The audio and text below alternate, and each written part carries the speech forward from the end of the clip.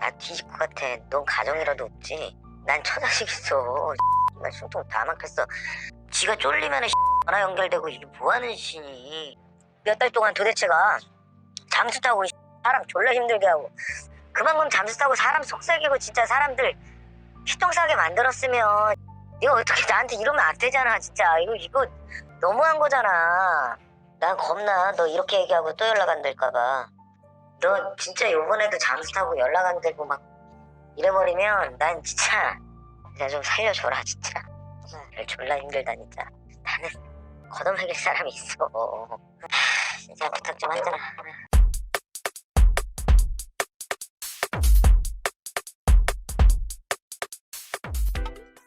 안녕하세요, 벨대표입니다. 앞에서 들은 대화 내용은 돈을 빌려준 A씨를 포함하여 여러 명의 채권자가 반복적으로 잠적을 하는 채무자 B씨의 빚 때문에 A씨를 곤란하게 하여서 대화하고 있는 상황입니다. 채무자 B씨는 이 통화를 마지막으로 2019년 11월 이후 종적을 감췄다는데요. 신용대출을 받아 B씨에게 선의로 빌려주었는데도 연락을 피하다가 잠적한 상태라고 합니다. 참 나쁜 X예요. 우리는 사회생활을 하면서 여러 사람들과 관계를 갖게 되고 그 안에 신뢰와 친분으로 지인이 되게 됩니다. 그 지인들과 어쩌다 보니 금전거래를 하게 되는 경우들이 있습니다. 물론 금전거래들이 모두 그런 건 아닌데 의도했던 의도하지 않았던 금전거래 사고들이 발생하곤 합니다. 대부분의 지인 간 금전거래는 선의로 빌려주고 조건 없이 돌려받는 게 대부분이죠. 그런데 이게 항상 문제가 발생되면 지인 관계도 해치고 돈도 못 돌려받는 상황이 벌어지긴 합니다. 점차 연락이 힘들어지기도 하고 연락을 해도 피하는 것 같고 어쩔 땐 빌린 놈이 승질을 내기도 하면서 점점 채권 해소가 어려워지게 되죠.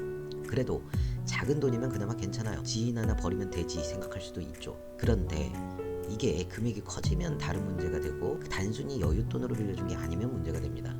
더욱이 잠적을 하면 문제는 걷잡을 수 없이 심각해집니다. 심적으로 고통을 하루하루 피를 말리고 살다가도 생각하면 화가 나기도 하고 거기에 나 하나 힘든 걸로 끝나는 게 아니고 가족들과의 불화가 발생하기도 하고 그로 인해 이혼을 한다거나 죄책감, 분노로 대인기피증이 생기기도 합니다. 채권자가 무리하게 융통을 해줬다면 신용에 문제가 되기도 하죠. 심각합니다.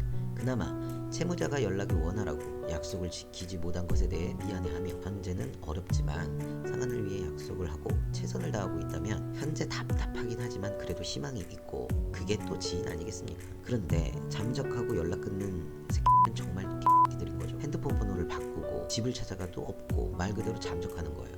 그나마 집 주소라도 알면 다행인데 이사를 가거나 아예 집 주소를 모르는 상태로 연락할 방법이 없어 발만 동동 구르고 괴로워하기도 합니다. 수소문을 하고 알아봐도 알 수 있는 방법은 없고 그래서 또 좌절하게 되고 어쩌다 들려오는 소식에 잘 처먹고 잘 놀고 잘 살고 있다라는 소식을 듣게 되면 충격적이기도 하고 화가 엄청납니다. 이 새끼들 수만 있으면 어떻게 해볼 텐데 말이죠. 그런데 이 새끼를 어떻게 찾아야 할까요? 이 금전거래라는 것이 생각보다 간단한 구조가 아닌 경우가 많아요. 예를 들어 채무자의 납입 의무가 있는 무엇을 채권자가 대납을 했다거나 다수의 사람들과 금전거래 속에서 피해를 받았다거나 일단 우리가 무슨 상황에서라도 피해를 받는다면 법으로 할 수 있는 방법은 딱 두 가지 있습니다. 형사고소와 민사소송입니다. 형사고소는 사기죄로 고소를 하는 것일 텐데요. 이 지인 간의 거래 관계에선 이게 생각처럼 쉽지만은 않습니다. 수차례 금전거래가 있었다면 더욱 그래요. 빌려주었다가 받고 빌려주었다가 받고 여러 차례 반복 중에 잠적을 했다. 그러면 사실 사기죄가 성립이 되지 않을 가능성이 높습니다.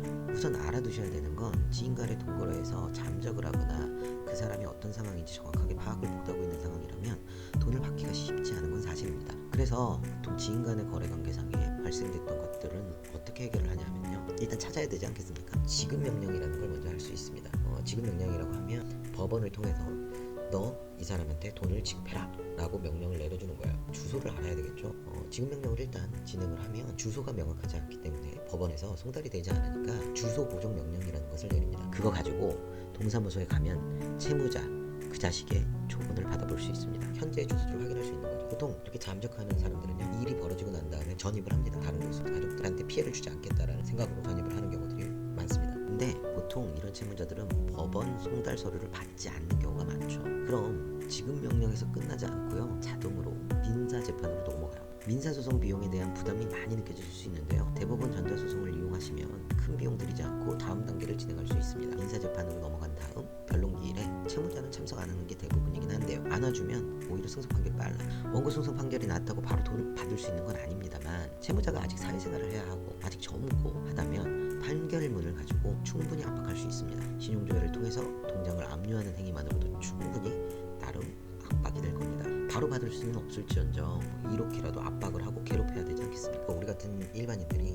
최소한 변호사님들의 도움 혹은 강력한 채권 주심을 하지 않더라도 앞에서의 사례처럼 지인 간의 거래에서 잠적하거나 배째를 하고 있는 상황에서 그래도 그나마 제일 효과적인 방법이라고 할 수 있겠습니다. 클로징 하겠습니다. 지인 간에 금전 거래를 하지 않는 것이 제일 좋겠습니다만 만일 해야 할 상황이 된다면 꼭 문서를 남기는 걸 권합니다. 나쁜 놈들.